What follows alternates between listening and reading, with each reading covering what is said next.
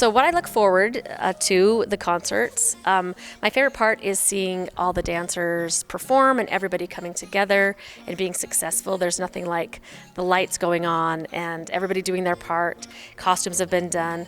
I really just enjoy, after everything's done, just sitting back and watching the joy that they have performing. So that would be my favorite part. I don't look forward to in concert season, we call it, is just not sleeping, because there's just a lot of stuff to do, and I am a bit of a perfectionist procrastinator, meaning I want everything to be perfect, and so sometimes I'll fret about things and take more time on things than I should. So I guess it's self-imposed, but there is a lot that needs to get done, and oftentimes during those weeks I'm just kind of crazy without sleep, but it's always worth it. So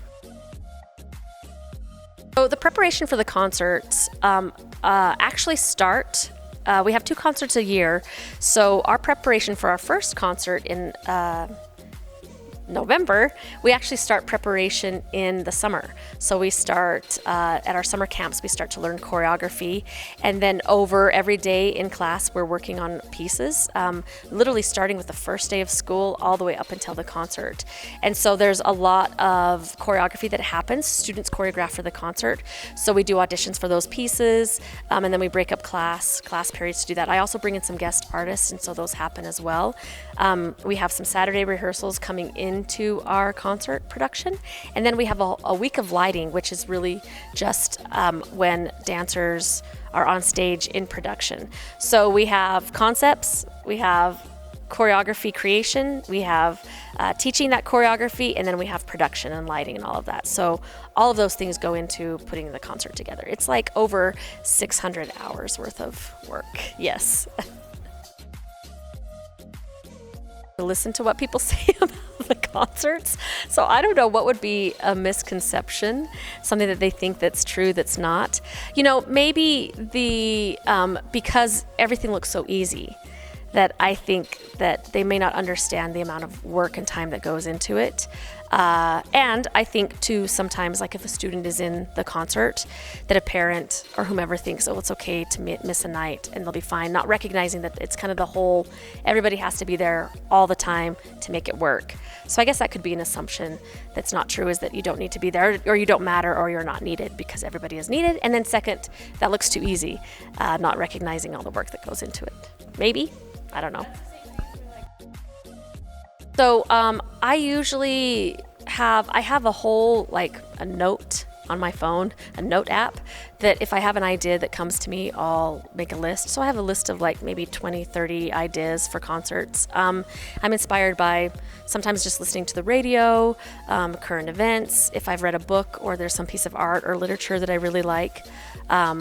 Sometimes my husband will suggest funny themes, but those will turn into actual serious themes. So I just try to be open to everything, and kind of whatever comes my way, and I'll take that. How the dancers incorporate it into their pieces is we do a whole big brainstorming session. And actually, before I pick the theme, I go through a bunch of ideas to see if it's sustainable, to see if we can come up with 20 or 30 pieces based on that idea. And then we brainstorm and kind of go through the process, elements of dance. I make sure that I list the parameters of what is required of choreography. And then, of course, we have dance parameters that we follow, composition, vocabulary, those types of things. And we do check-ins. Dancers give feedback. The biggest thing is, are you telling the story through movement? And how do you physicalize that in a way that everybody understands? So if you always ask those questions as you choreograph, usually you can tie that back into your theme quite easily. Always, I don't ever come to class unprepared, so I never pull things out on the spot. However, I do switch directions. So I have a plan for class, and oddly enough, even if it doesn't feel like it, usually for every class period it takes me about an hour and a half to prepare, depending on what we're doing. If it's choreography, it takes me longer. But if I'm in class and I see that it's not working, I might change routes. So over the years, the experience of kind of learning that helps me think on the spot. I don't like doing that. I like to be prepared, but sometimes if the class is going somewhere and it's working, then I'll follow that direction. So yeah. Lots of energy drinks. Just teasing, but not really. But yes.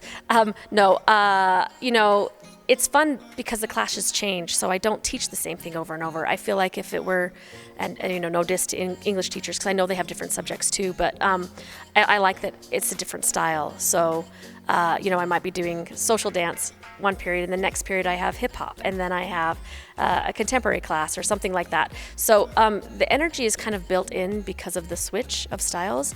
Plus, I actually just really love what I do. I love the subject, and actually students give me a lot of energy too. So that's how I sustain it. There are some days where it's not great. So some mornings I'll just decide, okay, which class is going to get my best, and make sure that every class is getting my best at least some point during the week, if not every day. So sometimes that's a negotiation. But the challenging thing about teaching so many classes is that I